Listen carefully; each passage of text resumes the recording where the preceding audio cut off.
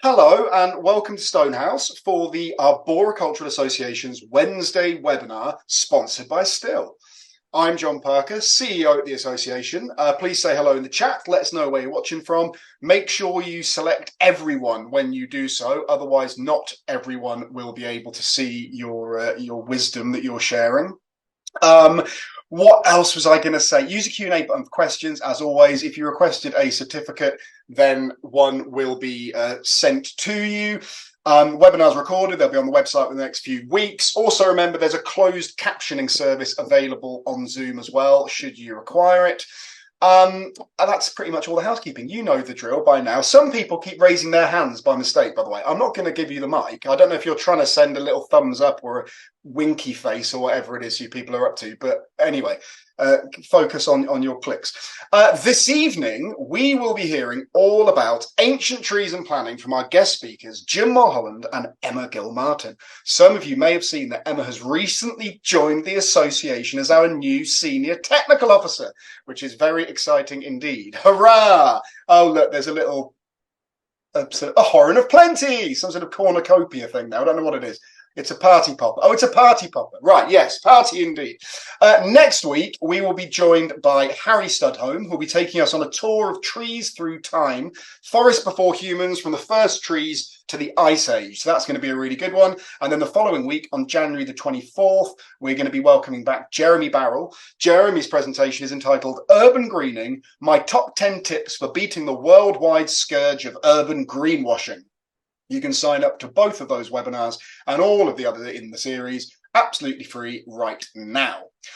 One little bit of association news I want to share with you, quite exciting. The figures are in, and I can confirm that by the end of 2023, we, for the first ever time, passed 3,000 paying members. Hurrah! So that's a really nice little barrier for us to have broken through. That's a testament to all the fantastic work of the team and our volunteers and everybody, so thank you all for that. If you are a member of the association, then thank you very much. If you're not a member of the association, maybe you should be. Bloody freeloaders, come on, it's easy. Sign up and support all the wonderful work we're doing. There's no better time to join the association than in this, our 60th anniversary year. Hurrah! And also, please remember that the association's research grant fund applications are still being accepted until January the 31st. So if you want some free money for a worthy cause, please do look at that and put in an application. Right, on to business. I'm absolutely delighted to hand over to the association's very own, Emma Gilmartin. Emma, over to you. Thanks, John, and hello, everyone. So nice to see so many of you. As John said, I'm in week 2 here at the association as a senior technical officer, so go easy on me, but I'm having a very good time so far. This evening, it is me and Jim Mullholland here to talk to you. If you don't already know us, though, you might not have noticed that we are not planners, okay? So we are talking around the topic of planning, but we aren't bringing you a masterclass in planning policy or anything like that, so I'm sorry. Jim is going to introduce himself, but just briefly about me then. I'm very much a veteran tree enthusiast. Some years ago now, I completed a PhD in the hollowing of beech trees. So I'm very interested in how the heart rot and hollowing process is a natural and vital part in the aging and longevity of trees. Until recently, I was a conservation advisor at the Woodland Trust, and I've been very pleased to act as a trainer on the Vet Cert courses run in the UK by the Ancient Tree Forum. Tonight, we're going to provide a commentary on the state of things. So we're going to outline, with respect to veteran trees and planning, where we've been, where we currently are up to, and where we think we're heading. So if you're in the UK, maybe this won't be much news to you. And if you're not in the UK, hopefully you'll still be interested in some of the things we've got to say. So we'll start with Jim, who's going to give you what I think is a gently provocative reflection on where we are, and then I'll jump in with some more recent updates and a brief introduction to biodiversity net gain. Over to you then, Jim. Cool. Thank you, Emma. And before I start, congratulations on the new role. I know you're going to be great at it. I'd also like to say well done to John for kind of making it possible. I'm convinced that up until now, before now, having a female technical officer would pretty much be nigh on impossible. So well done, John, on continuing to kind of challenge norms within the industry, promote diversity and inclusion as well. So, as Emma said, we're essentially here to give our musings and our kind of take on things of where we are. And this came about really because I think we are in a bit of a mess when it comes to ancient trees and planning. And it's not really anyone's fault. It's just the fact that we've seen the kind of evolution of different policy and guidance documents that were never really written with each other in mind, and so therefore just don't really dovetail together.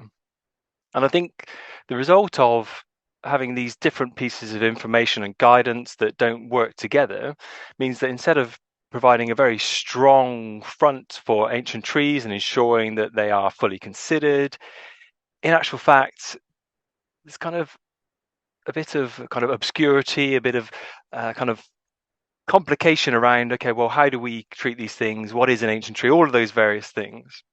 And so I'm going to spend a bit of time just kind of with my musings over the last, I guess, 10 years or so on these things. As mentioned earlier on, I'm an ecologist and arboriculturist. I run a training company called Bats Research and Training, and my main interest in ecology are these amazing creatures here, bats, and in arboriculture, my main interest is old trees.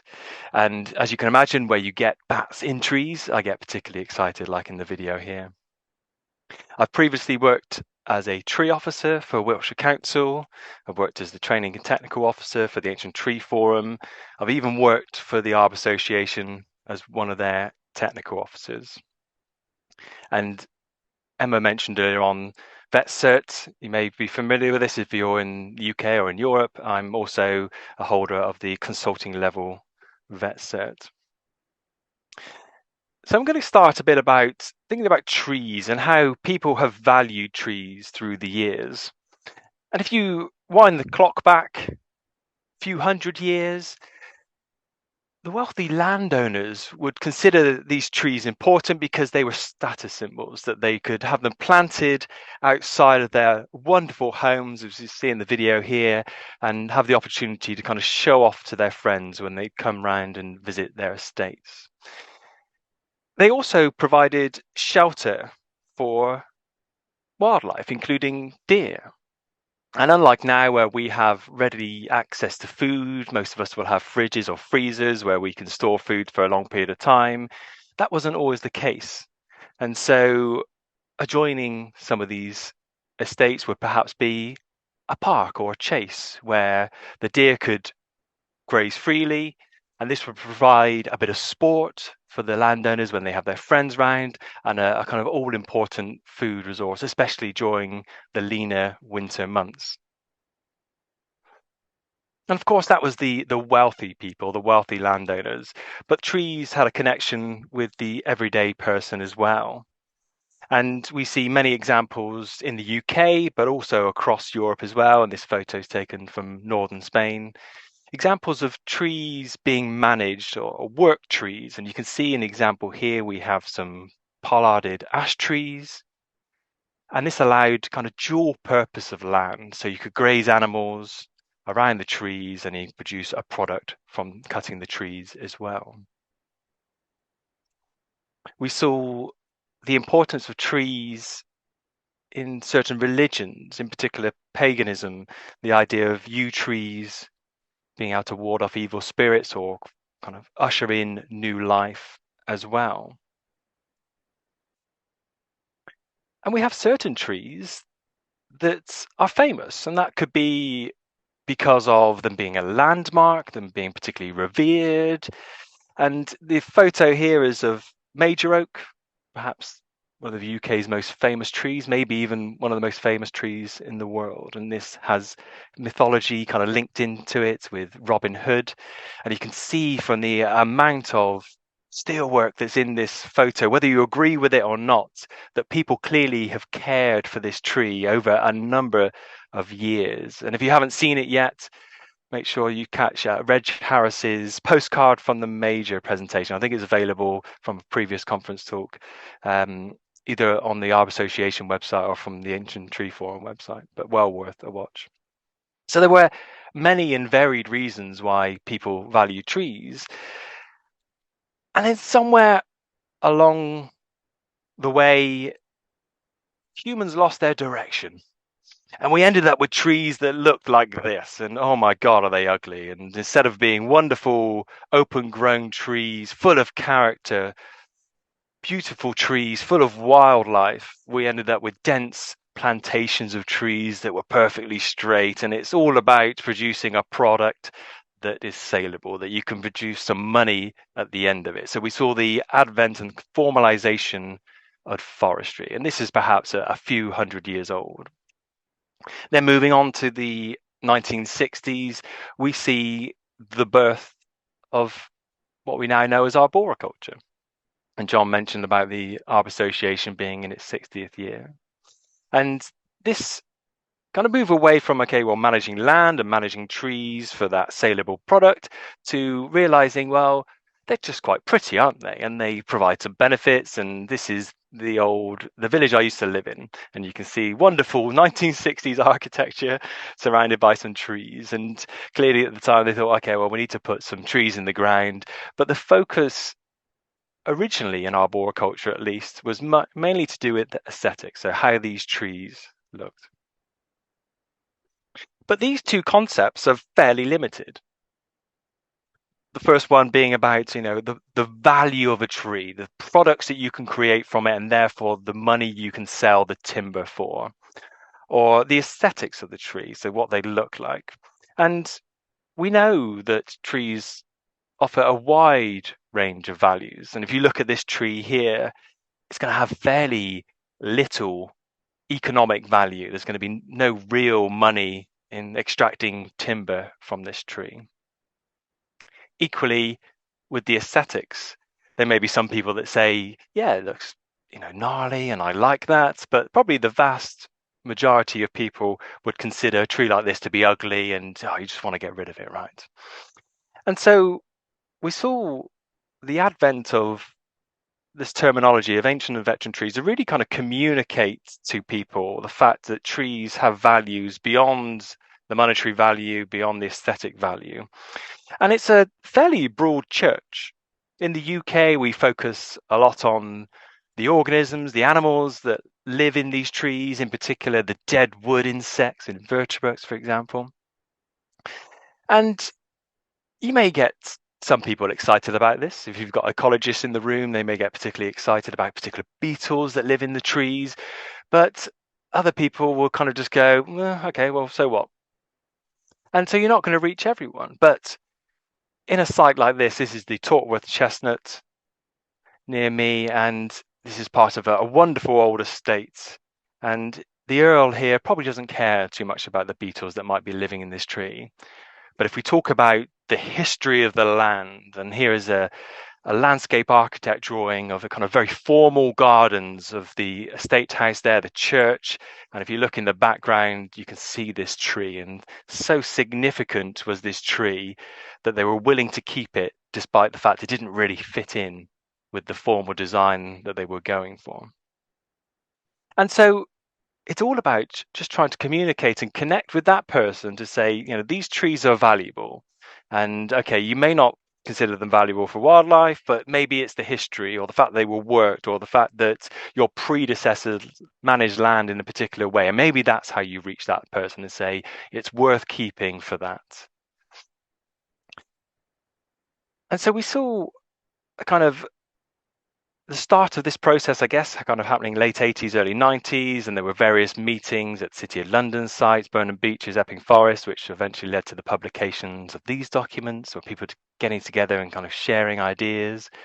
That led to the development of the Veteran Tree Initiative that saw the production of the specialist survey methodology and also Helen Reid's book in 2000.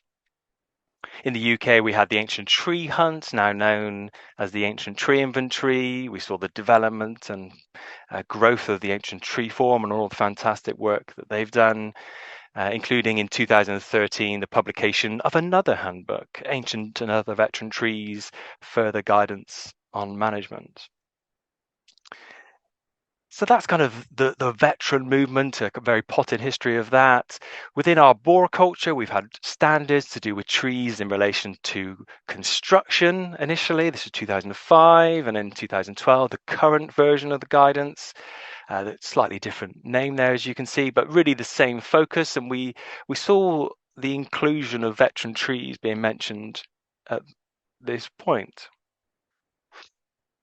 And we're going to talk a bit about this, and I'm going to share some of my thoughts about this document. And I think the main thing is that it needs updating. It's 11 years, almost 12 years old now, I guess. But the other thing that was quite a useful insight, it was the British Standard was published in 2012. And I mentioned a minute ago, this book from Ancient Tree Form was published in 2013. And if you flick inside the front covers, you'll see the various organisations that offered their support to this document. And the Arbor Association is in there. However, it wasn't automatic that the Arbor Association provided their support. It actually took quite a bit of convincing to put their logo inside of it, because it was not considered that ancient and veteran tree management was part of normal arboriculture. And the reason why I mention this is to just kind of give you an idea of the landscape into which this British Standard was published. So there's interest in ancient veteran trees, but it wasn't really considered part of arboriculture. And things have changed. Things have changed dramatically. I see the screens there from Andrew and John when they turn their cameras off, shows Ted Green's book. I'm sure many of you have received that for Christmas and maybe partway through digesting that. So things have changed a lot, and hopefully we will continue to improve as we go forward. So just dipping into the standard then. The standard talks about these trees providing biological, cultural and aesthetic value. So again, this kind of broad church. It's not just one thing. Actually, they can be valuable for a range of reasons. It provides some guidance on how to recognize these. So the fact they have large girth, a hollow stem, and a retrenched crown or a smaller crown. It even talks about these trees being so significant that we need to be identifying their presence at the earliest possible stage, because the earlier you recognize you have one of these trees, the more likely it is that you can plan accordingly. So far, so good. Specifically about ancient trees, we see the inclusion of this line, that they would almost always be included as category A3. If you're not familiar with the categorization process used in British Standard, essentially it's a subjective set of criteria. We have 4 categories. It ranges from high to low. So A is high, B is moderate, C is low, and then U is unsuitable for retention. So we have this subjective assessment and kind of in a spectrum, I guess, from high to low.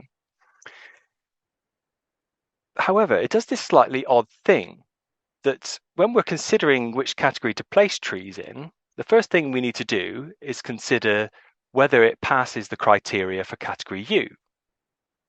And then if it does so, we then start at A and we work our way down. So in effect, we have to go bottom, then top down, which is kind of odd in my mind for a spectrum, that if you want to work out where something comes on a spectrum, I would logically think, well, you start at one end and you see if you can work towards the other.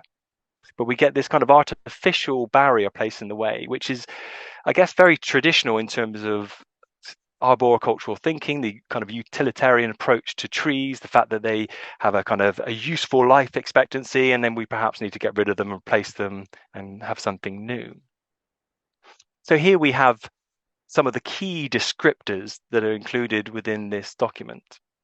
So first of all, it talks about useful life expectancy. So the numbers on the left-hand side are how many years remaining. And this is kind of an odd concept for trees, because in theory, trees can live forever. So trying to place a number of years, a figure on that, is kind of a bit odd, really. And they're very long-lived organisms, even if you kind of put that to one side. And then we see the descriptors for the dead, significant, immediate, irreversible overall decline, serious remedial structural defects, pathogens.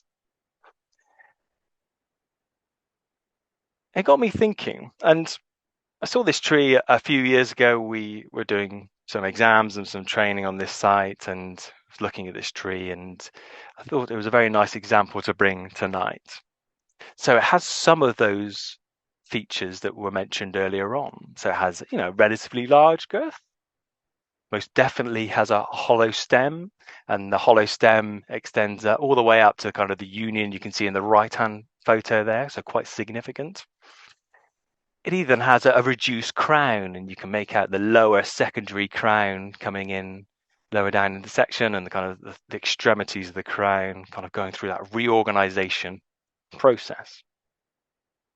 But if you look at the photo on the right hand side, it had this fairly significant split between the two main leaders at this union here. And it wasn't fresh. It had been there for quite some time, based on the opening, based on the kind of weathering of the wood inside.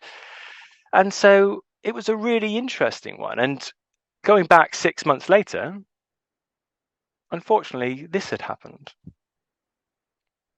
But I think it kind of highlights one of the inadequacies in the process, that it definitely has significant conservation value. You can see the decaying wood that was there, but at the same time had a serious irremediable structural defect.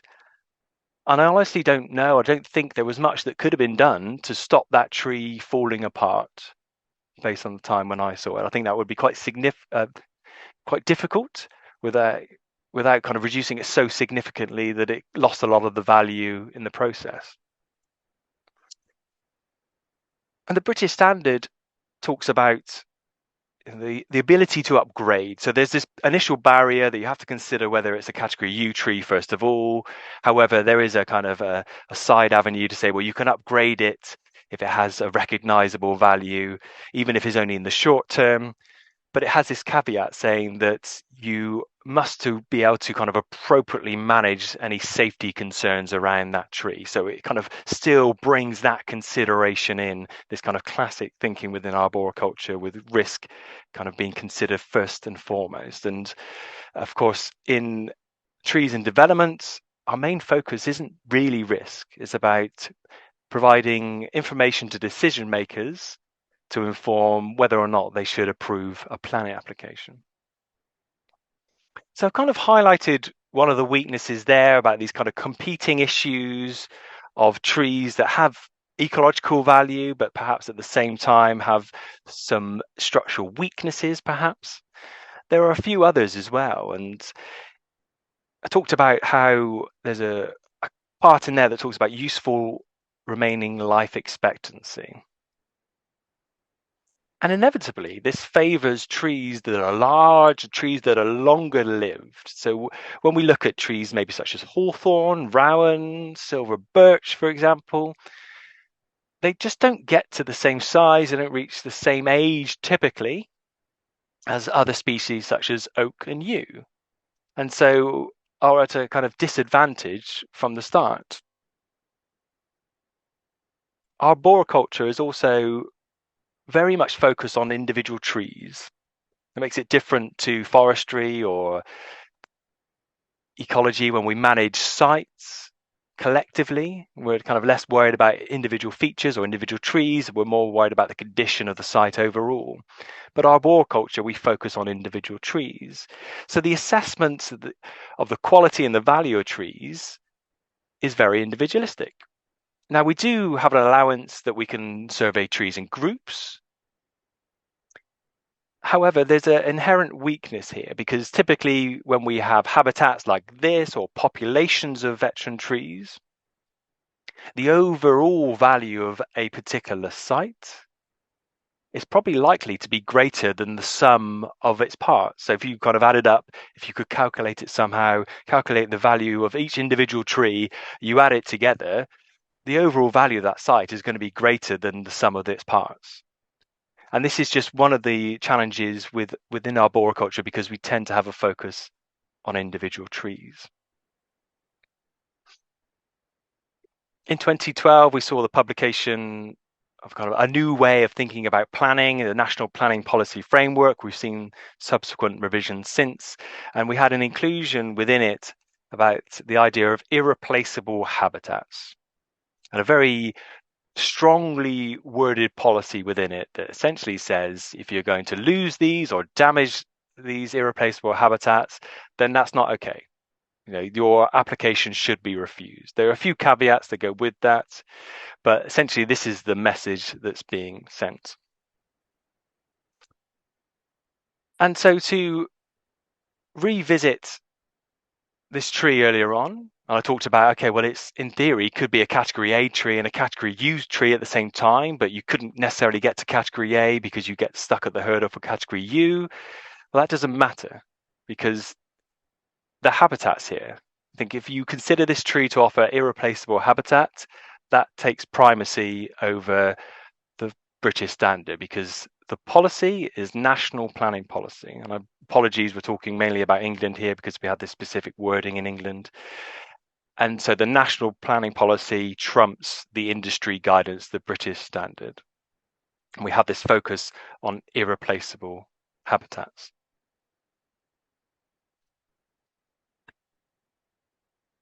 So the categorization system, doesn't apply. We consider the habitats first. And we have some guidance that was provided, kind of joint guidance between Natural England and the Forestry Commission, that specifically talks about irreplaceable habitats and focuses mainly on ancient woodland, ancient trees, veteran trees. And you can see down in the bottom right box, it talks about asking developers for a tree survey and an ecological survey. And I think this is where some of the confusion comes in. So in arboriculture, we're used to going out and surveying trees. We're used to categorizing trees. We have the mention of ancient and veteran trees in the British standard. So this was kind of commonplace for a number of years now. However, and I might be saying this perhaps to the wrong audience, I would argue that the assessment of habitats isn't something that sits within the standard arborist skill set. To me, that sounds much more like an ecologist skill set.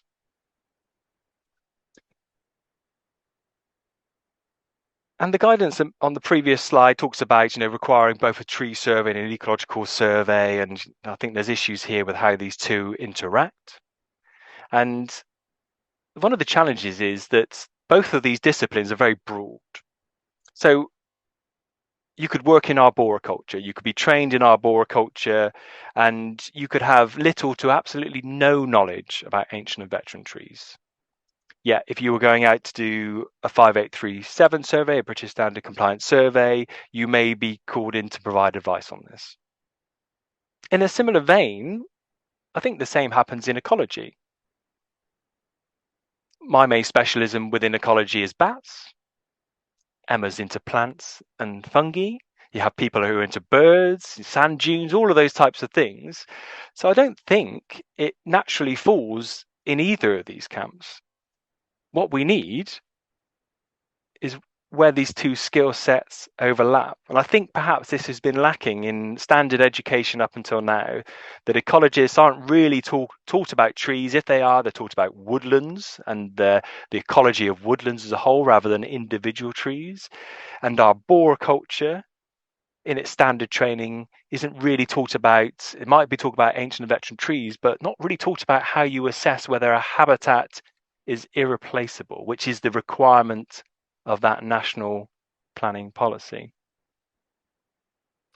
And just before I kind of finish up and hand over to Emma, I've been musing on this for a number of years, and I have the privilege of working in both industries, and have noticed that the way that ecologists and the way that arborists think is slightly different. I think in ecology, we're quite positive people.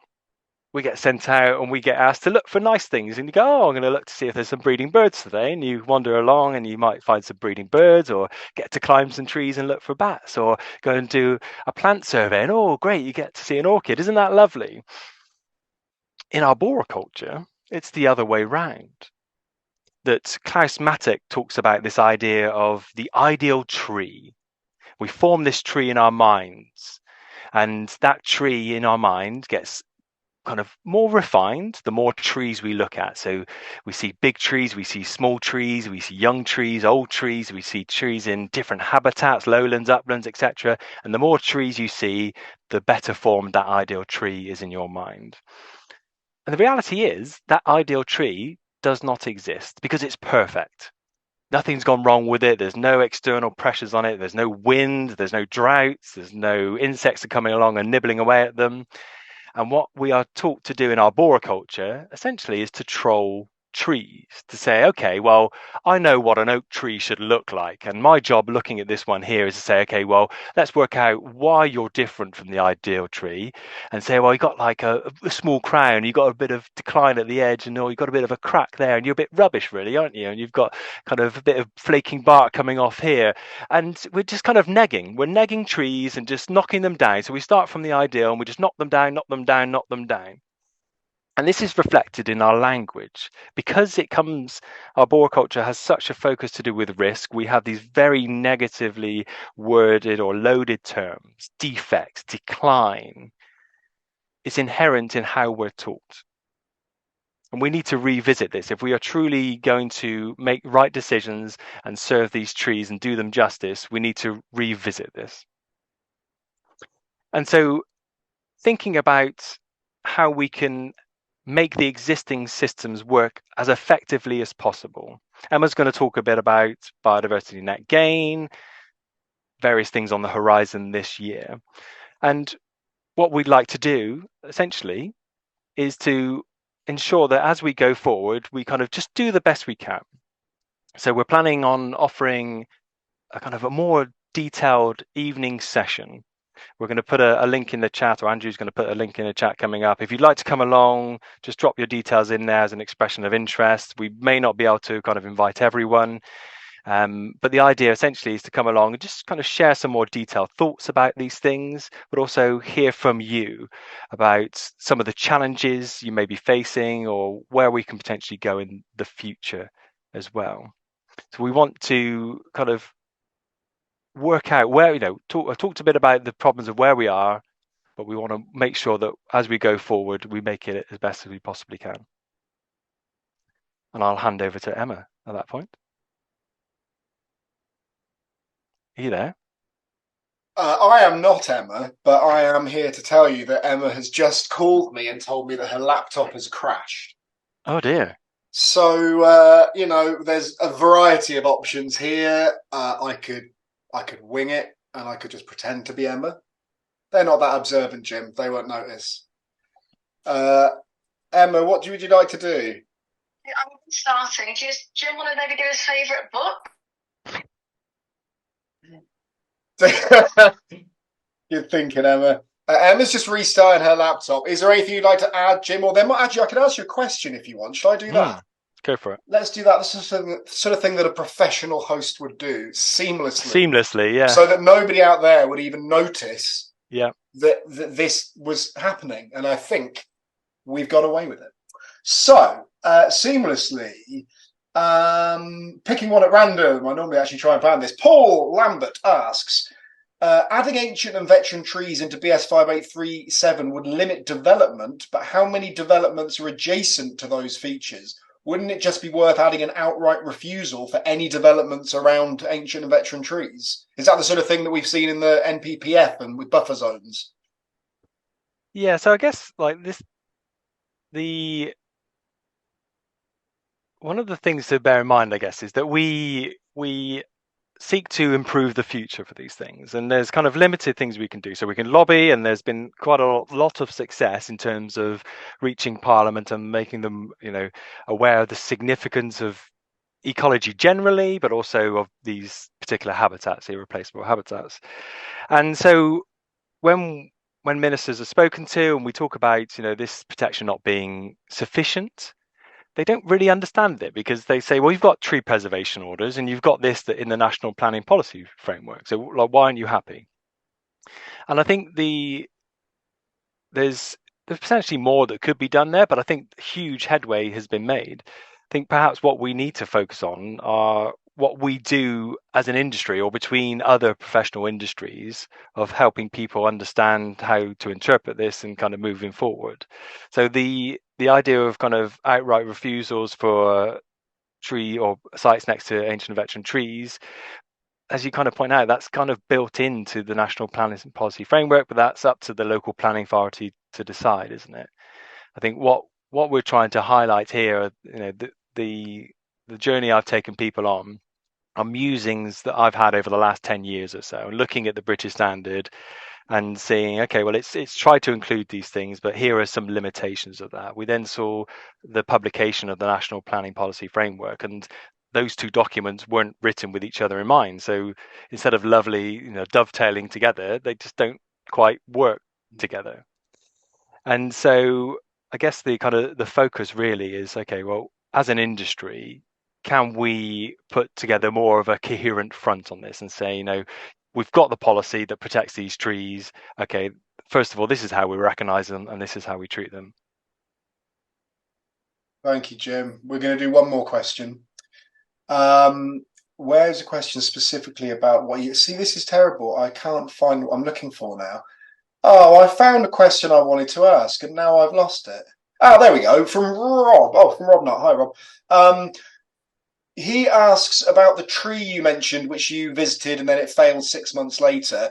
And you were saying that nothing could have been done to stop that happening. Rob's asking, should we be accepting and more accepting of a non-interventionist approach to old trees? There's quite a bit of fear around carrying out practical work to these trees, particularly when we're thinking about things like soil compaction. Is it better to just not do anything wherever we can?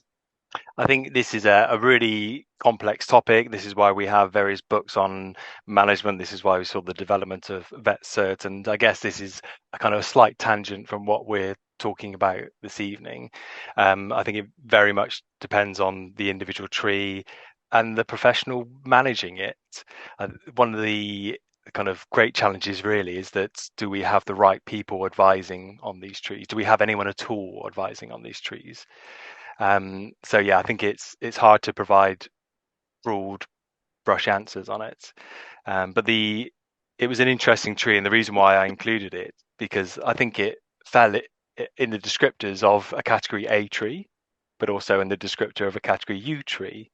And if you then also consider irreplaceable habitats, if you consider that had irreplaceable habitats, and I do, the habitat was still there after it fell apart. And if you consider it purely from a British standard point of view, that tree would have no value because it's fallen apart. And I think that's a shortcoming, because it only assumes a tree is a tree if it's stood upright and is living.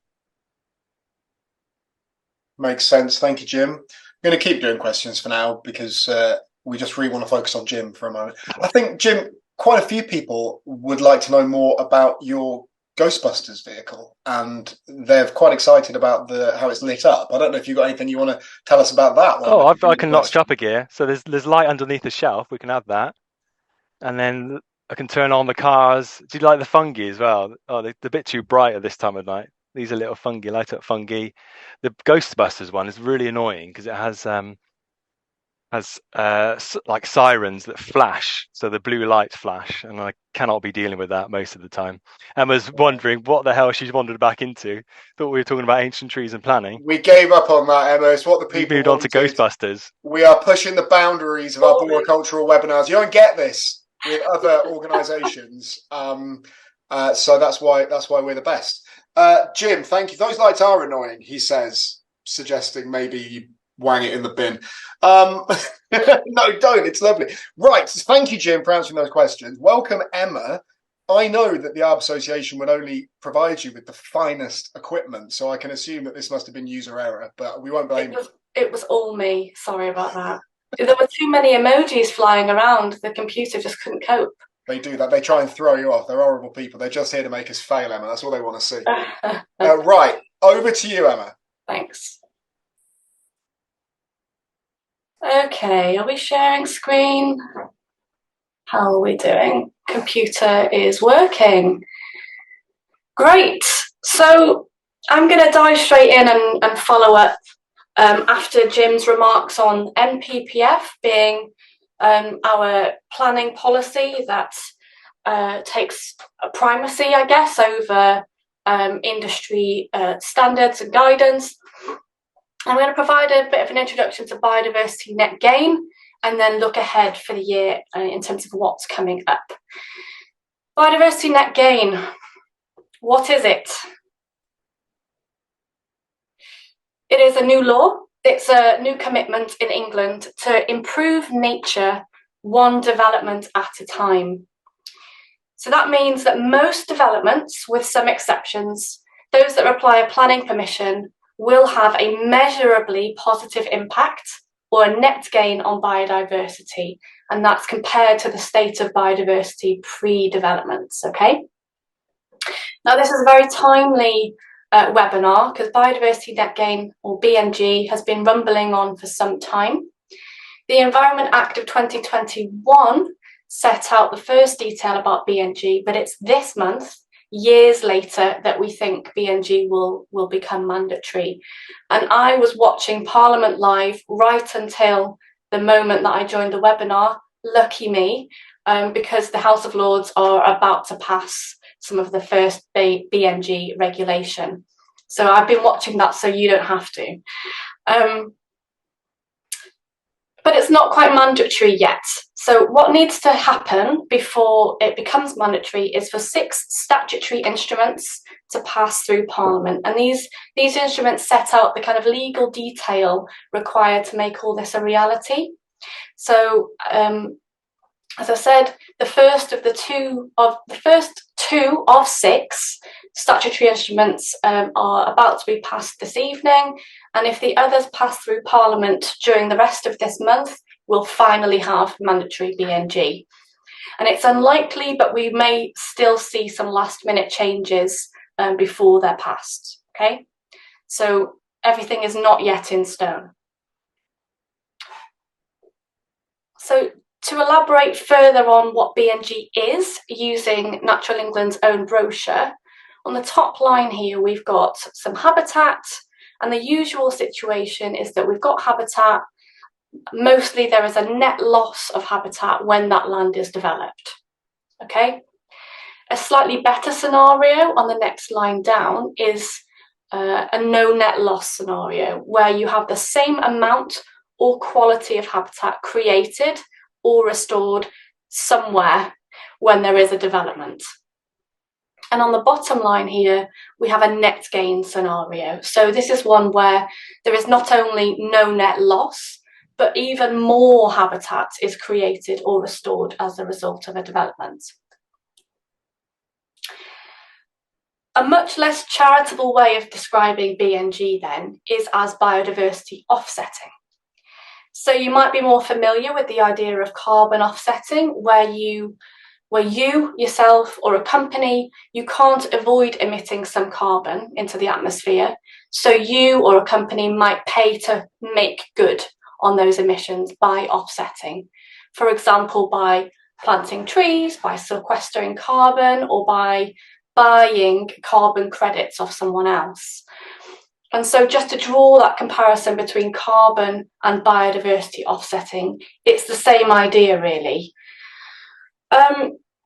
But I guess, however cynical we may or may not feel about this kind of activity, what we should do, what it should do, BNG, is to make developers pay to improve nature.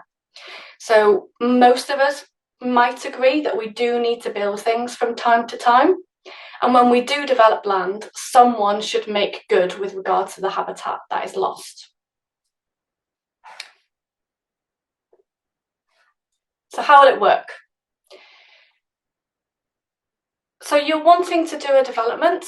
The first thing you need to do is do an assessment of the biodiversity. Actually, it's an assessment of the habitats present on site at that time.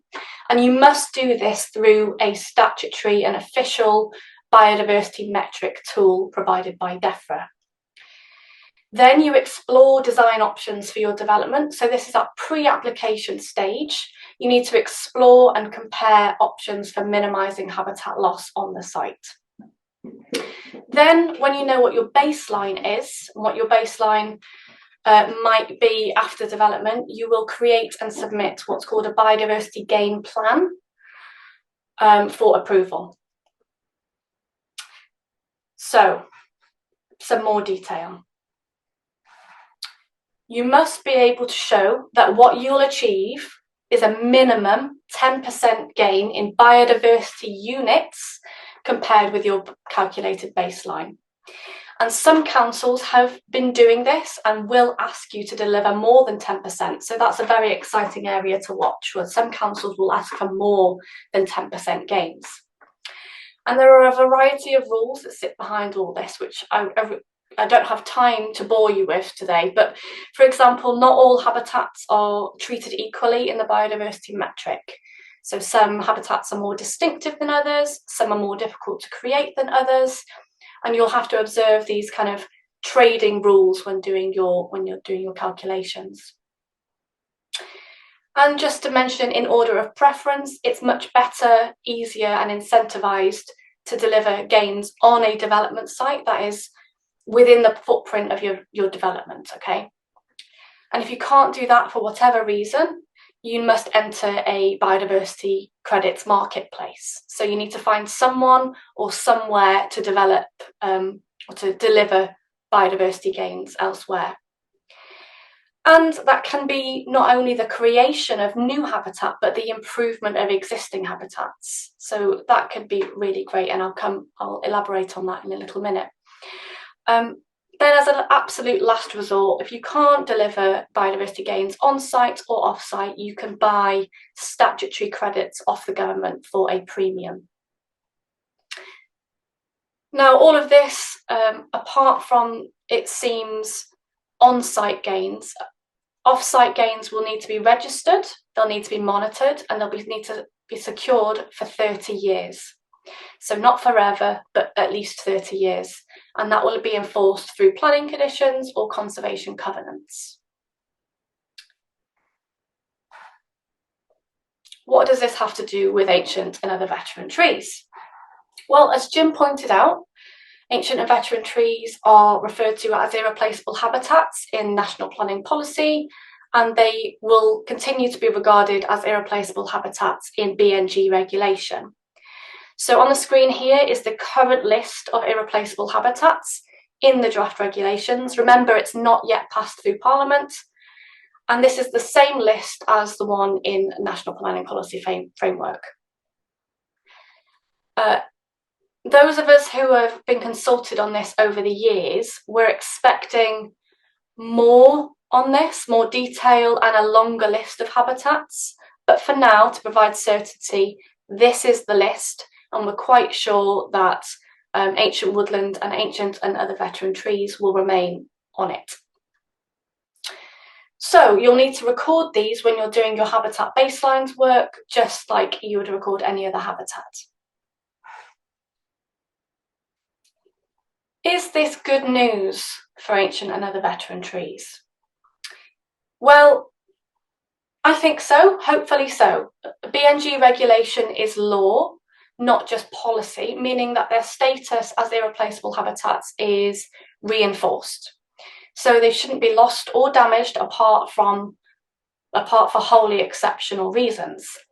And potentially this could be quite good in terms of creating opportunities and funding for habitat enhancements, so improvements to habitat condition. So just some thoughts on what might constitute enhancements.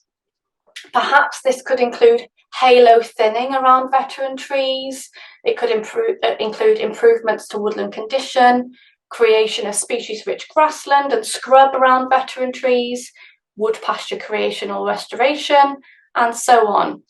There isn't much guidance on this at the moment, so it's definitely something to watch with interest and something for the industry, I think, to shape.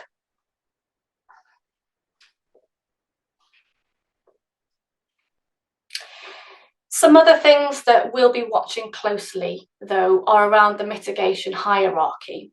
So if you're not familiar with the mitigation hierarchy, it's about avoiding impacts, then minimising impacts, and then finally about compensating for those impacts. So BNG is all about delivering gains, and this will all be very exciting and at the front of everybody's minds, but we must remember that the first step in the mitigation hierarchy is to avoid impacts first, okay? So we have to protect what we already have, especially our oldest and best trees. Then there's the matter of bespoke compensations. So if you are to damage or to remove a veteran tree, then bespoke compensation must be agreed with the local planning authority, and this is done outside of the biodiversity metric. So the risk here, and something we'll be watching, is to make sure that compensation doesn't fall short of 10% gains or what you would otherwise achieve through the metric. So basically, the special status of irreplaceable habitats must not be undermined by rubbish compensation agreements. Finally, a timeline. What to look out for this year that relates to veteran trees and planning. So I've mentioned biodiversity net gain. Look out for announcements that it's finally passed through Parliament and it has arrived. It'll be either the end of January or February, we think. But then there will be a further consultation on the definition and list of irreplaceable habitats promised to us by government for the latter half of 2024. NPPF, National Planning Policy Framework, I couldn't find a definitive answer, but I'm expecting that updates to NPPF will come to bring it in line with what biodiversity regulation says. And then we've seen lots about it in the chat already, but there is currently a review of BS 5837 underway, and we're told that there will be a public consultation on the revision of that in June this year, and we are looking to find an opportunity for further engagement on those revisions at conference in September. So if you didn't need a reason to come to conference, you've got one now. So with that, I think I'll wrap up, and yeah, that's me. Great stuff. Thank you very much, Emma. We got Jim there still. Don't tell me your laptop's crashed, Jim. We can't have it. There he is. Look, it is. I was going to say discotheque then. I don't know what overcame me, but that's what the young folk call it. I realise I'm wearing my EAC snood. That's fine. You can advertise. You need to give me an AA snood, and I'll wear it. Sure thing. I'm sure we can do that. Right, I was going to say, as there's lots of questions in, there's about 27 questions in, and obviously we've got two of you. So if you want to have a look through some of the questions and identify anything, that's absolutely fine, because there might be some more particular stuff you want to address. A question that Kevin Frediani asked, hi Kevin, is: do you think we confuse ecosystem functions and ecosystem services when it comes to the ecology and planning of and for ancient and veteran trees in our landscapes? The confusion between ecosystem functions and ecosystem services. If it's a question from Kevin, you know you've got to spend a little while thinking about what it means first. You're both dying to answer it. Yeah, I might need that explained. I don't know. Unless you want to take it, Emma.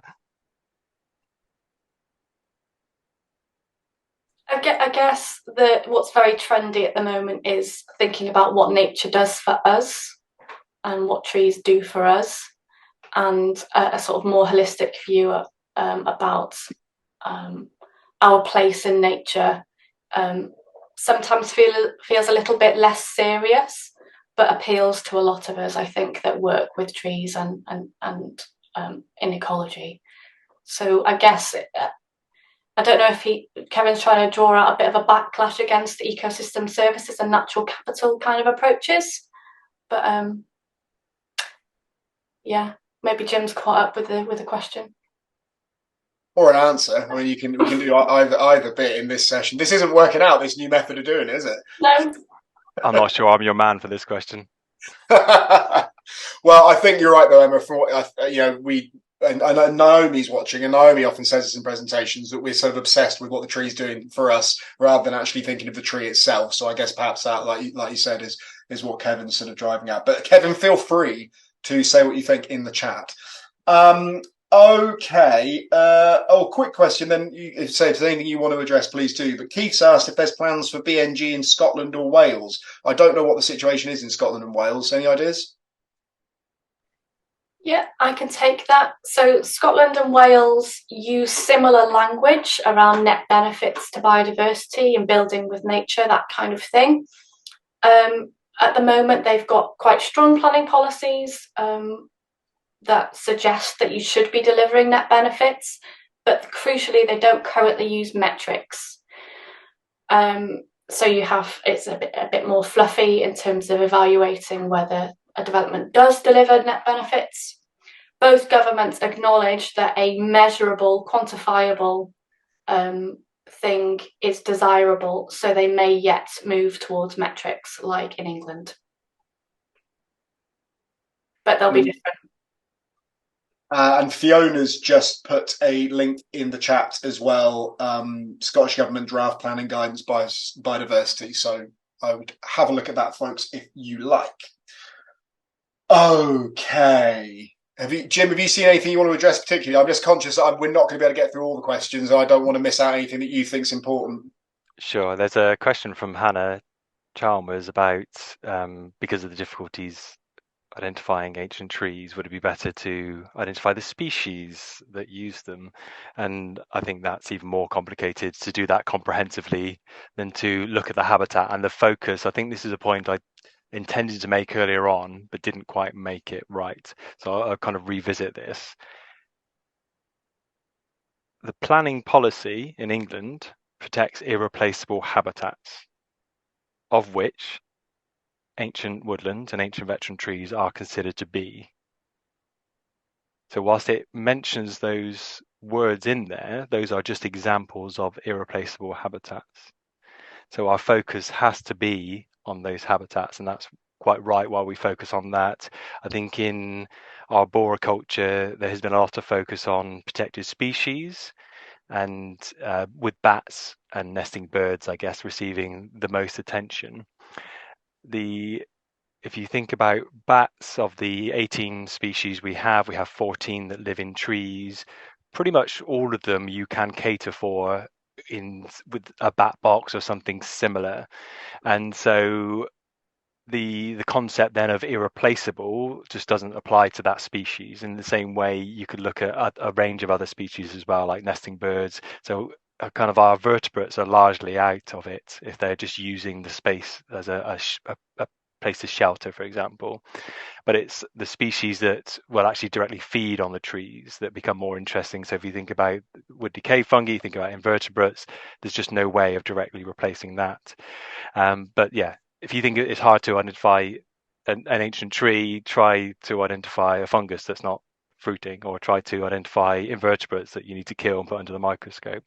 So yeah, I think the focus, it is right that we focus on the habitats, and I think we perhaps just get a bit caught up in how we do that effectively. And I guess what we're trying to get across today is that we have different pieces of advice that seem to conflict, and where does that leave people? And the intention of my presentation was just to kind of say, well, there are problems here, right? And I'm not trying to point fingers at anyone, and just say this is where we're at as I kind of see it, and this is largely because these documents weren't written together, and this is where we're at. And maybe we can improve as we go forward, but we've got to work with what we've got at the moment. And I think a lot can be done working with what we got. So how fantastic is it that there is an acknowledgement that these trees are irreplaceable? That is a hell of a milestone, isn't it?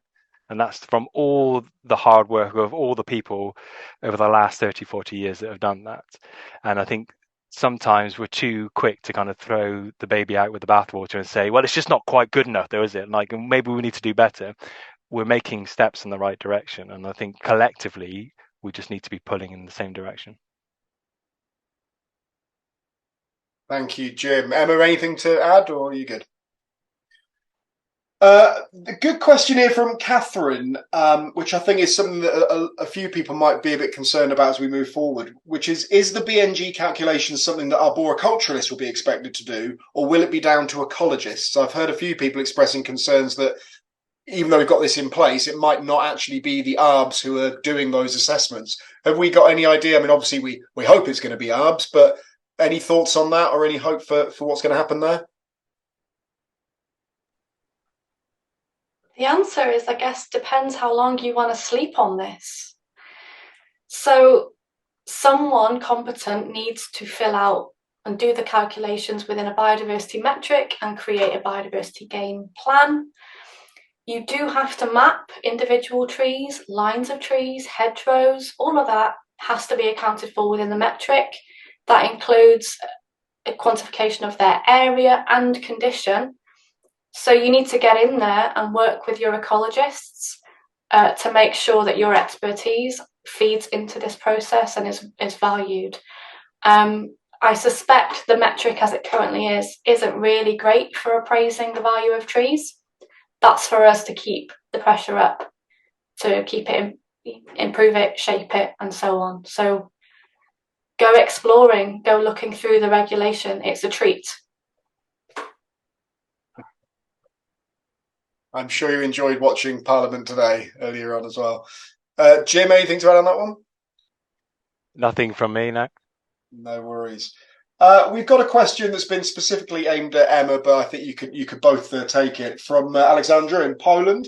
Aren't you afraid that with intensive developments everywhere, there isn't going to be enough land for proper compensation without then destroying other habitats? For example, destroying wildflower meadows because of tree planting to offset biodiversity somewhere else. Is that something you're concerned about? There's only so much land we can do these interventions on.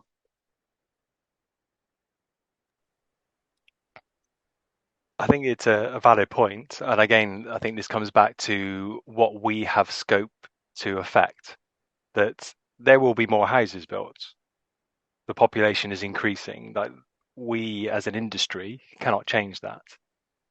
But what we can change, or what we can hopefully change, is that as and when these things are built, that we get some ecological gains. And I have been skeptical over the years about BNG and the kind of process of it coming through. I can see various comments in the chat exactly the same. I think the thing to hold on to here is that there is a commitment that things have to be better afterwards.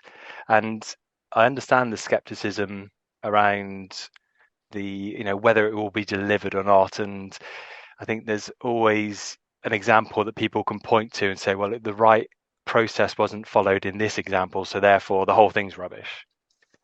But for me, I've spent too long working in ecology, just watching things gradually decline and get worse and get worse and get worse. And that does no good for your mental state. It does no good for these species, these habitats that we're working to protect either. And so I choose to remain positive about this. And I come back to this idea that we've got however many people, we had about 800 here earlier on, about 700 odd now, that have chosen to come along and be part of the conversation tonight.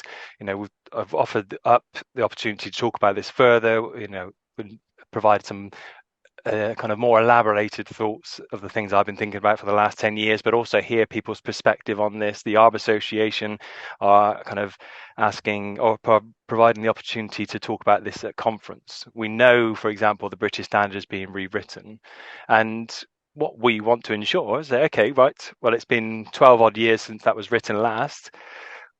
We all expect ancient and veteran trees to not only be included in it, but it to be good, right?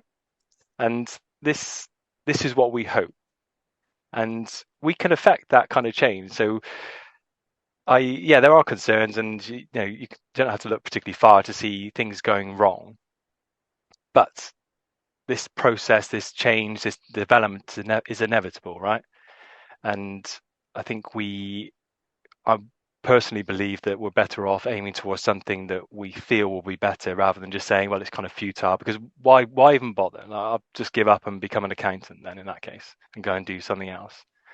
I choose to be part of this fight because I can see a better future. Oh, we should have finished on that one, shouldn't we? I'm getting weepy. Well, while you're feeling optimistic, Jim, I'll ask you a question from Chris, and Emma might have thoughts on this as well. Chris Natman, hi Chris.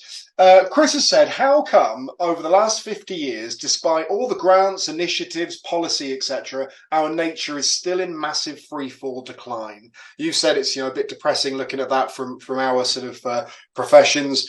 What is it that I guess hasn't worked? Why are we still in that situation despite everything? That it's still going downhill, or are we now on the way up? I think the picture is changing. I have the privilege to work for a charity called the Vincent Wildlife Trust, and I am responsible for somewhere in the region of 50% of the UK's greater horseshoe bat population.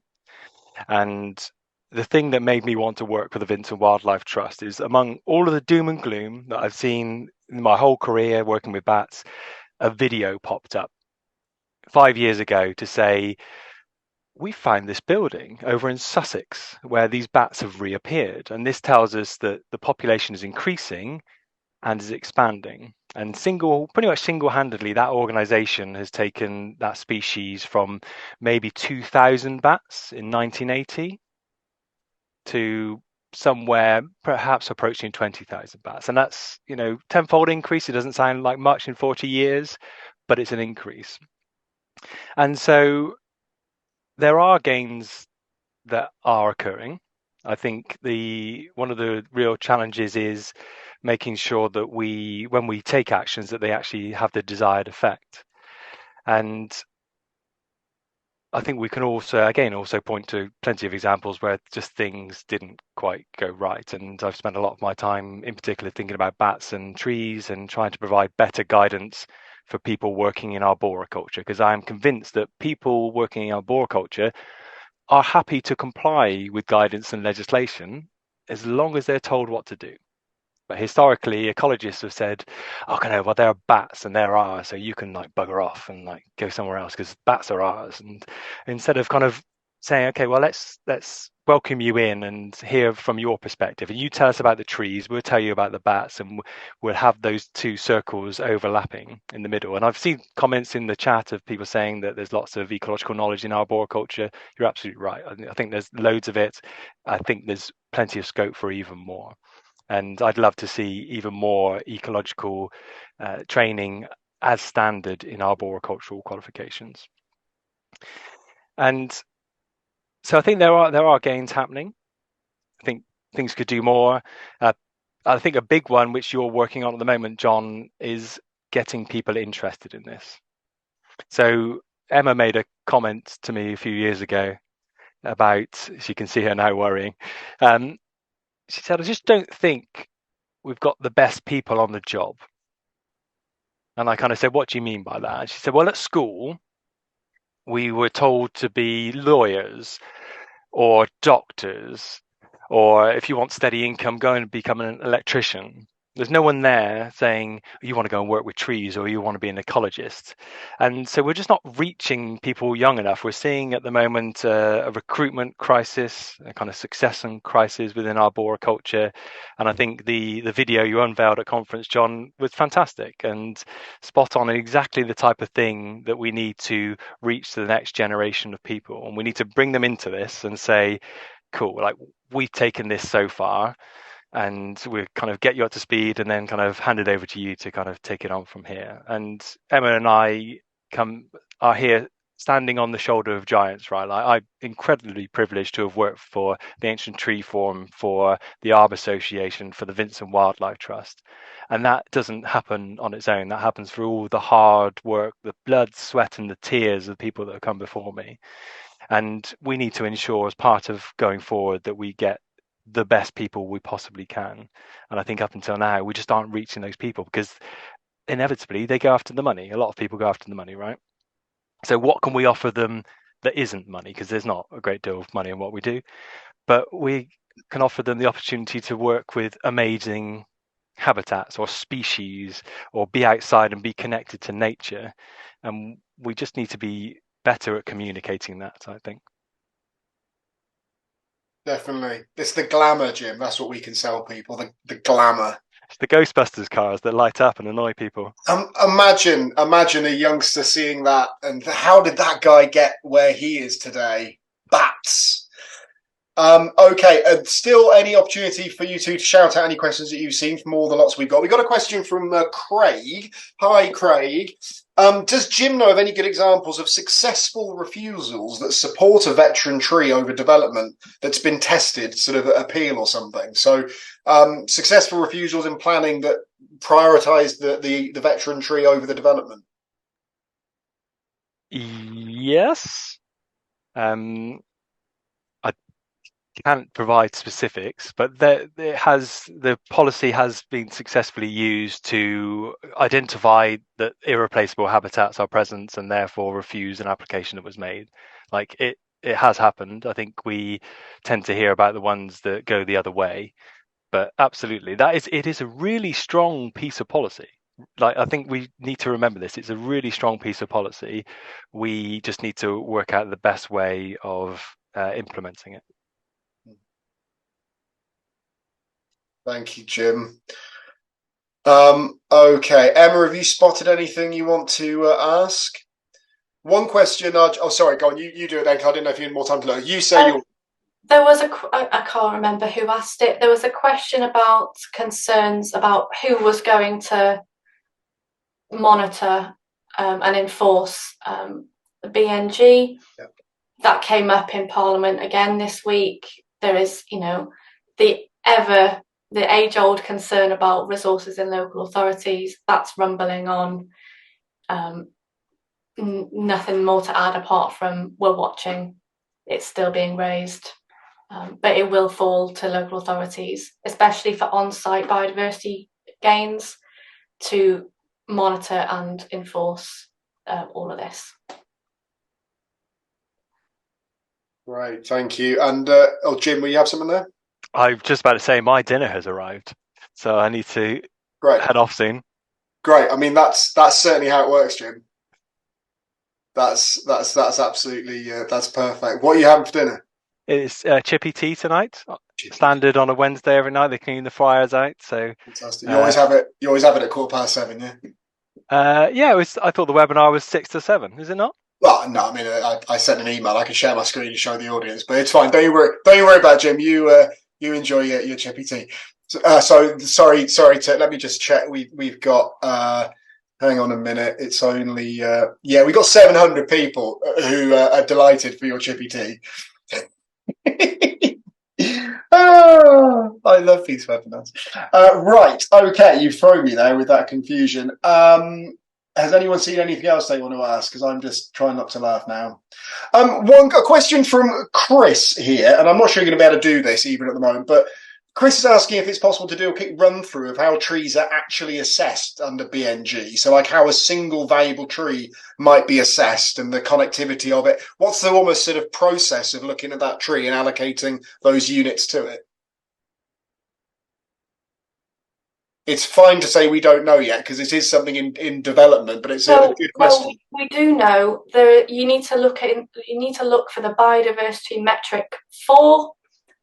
Basically, it's a really elaborate spreadsheet, and you need to identify, as I said before, your individual trees. You need to estimate what area of ground that they're covering, what condition they're in, and so on. So, and there are lots of rules contained within the metric that assigns those trees a biodiversity value.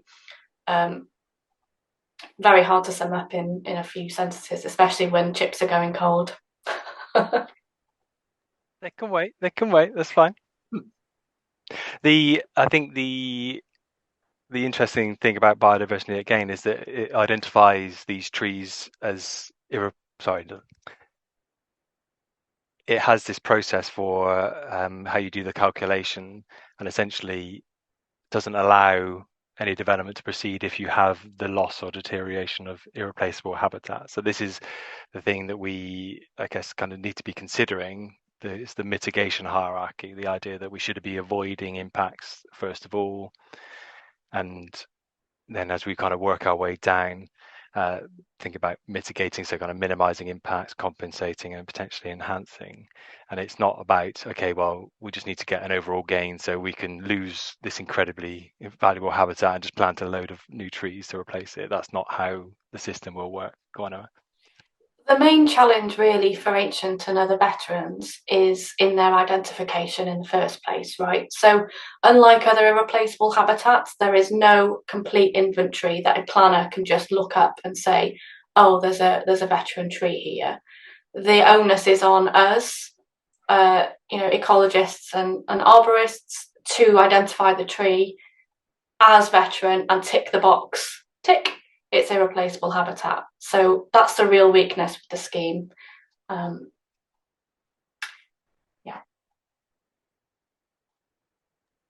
Thank you both. Right, now, Ben, I was going to ask your question next anyway, funnily enough. So asking me to ask it in the chat, I'm not saying that's influenced my decision because I don't want to open the floodgates to everybody following up. I was going to ask your question next because it is a very good question. And there's people who are watching this who are going to explode as I get to the end of this question. But, Ben says the term veteran must be defined and agreed upon, particularly as the term is referenced to in UK planning policy. I say this because it's sometimes misapplied in planning for a reason for refusal when the subject tree is not of significant age. Ben says a veteran tree must be at least fully mature. Do the presenters agree that for a tree to be classed as veteran, it must be at least fully mature? Do you want to take it, Emma, or shall I? Go ahead. I think people get this backwards.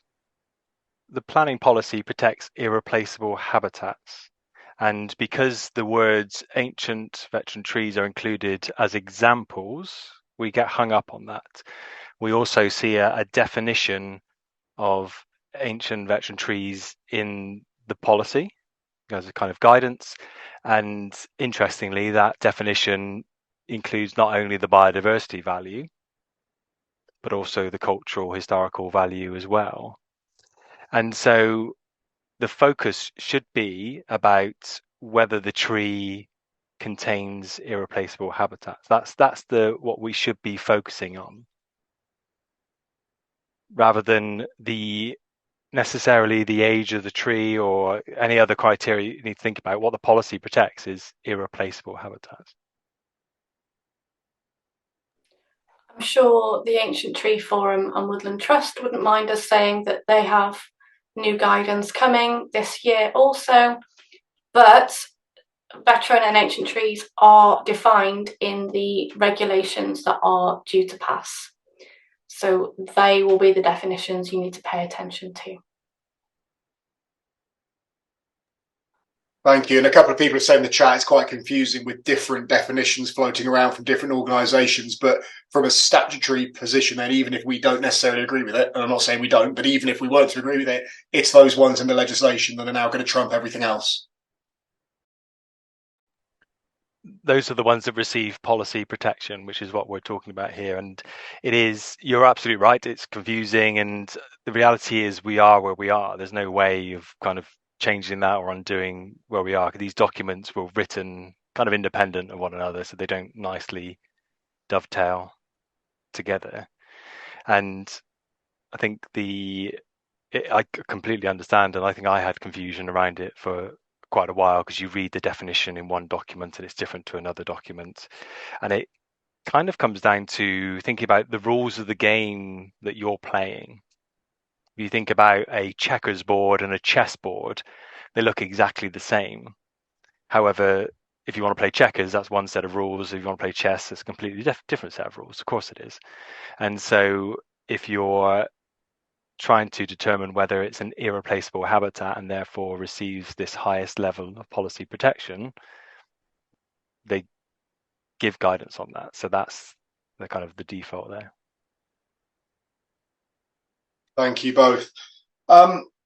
Ian has got what I think is a good question, a bit cynical question, but it's a good question. Ian says, it might be imagined that development on brownfield sites would present a lower hurdle to achieve BNG rather than developing on greenbelt and other land with a higher baseline ecological value. Will biodiversity net gain channel development to brownfield sites, or will ecological enhancement of brownfield sites be used by developers to continue business largely as usual on sites with higher ecological value? It's a long question. I'm not going to read it out again. The question is about, I think, are we going to build on brownfield sites? This is an interesting one because the ecologists are fighting hard for brownfield sites because they are actually very biodiverse. So this comes down to a contradiction in what we're looking at, really. So it's called biodiversity net gain. What we're actually assessing are habitats and areas of habitat. So brownfield sites are not typically valued as habitats, but they are very biodiverse, particularly for insects. So I think there'll be ongoing challenge there about their relative value in this system.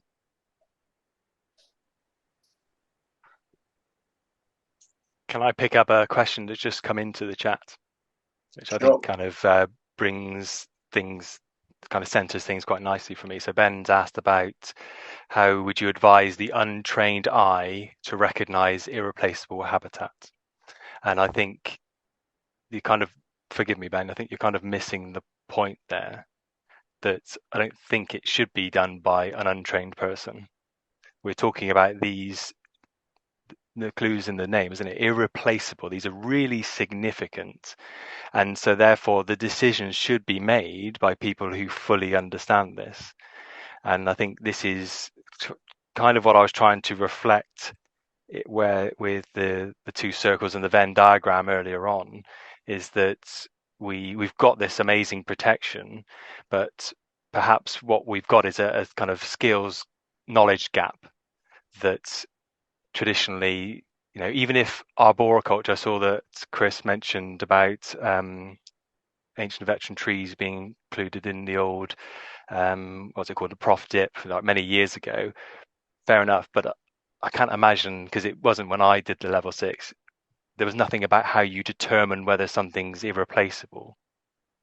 And so this is where we need to spend a bit of time and focusing, I think, and it really should be the knowledgeable person that's making a decision about this. And perhaps this is one of the areas where it's failing, because people who are making decisions about this, if you are a for want of a better term, like just standard ARB consultant, and you do your run-of-the-mill 5837 surveys, and your original training didn't cover ancient veteran trees, didn't cover irreplaceable habitats, and you're faced with one of these trees, of course there's going to be a challenge there, isn't there?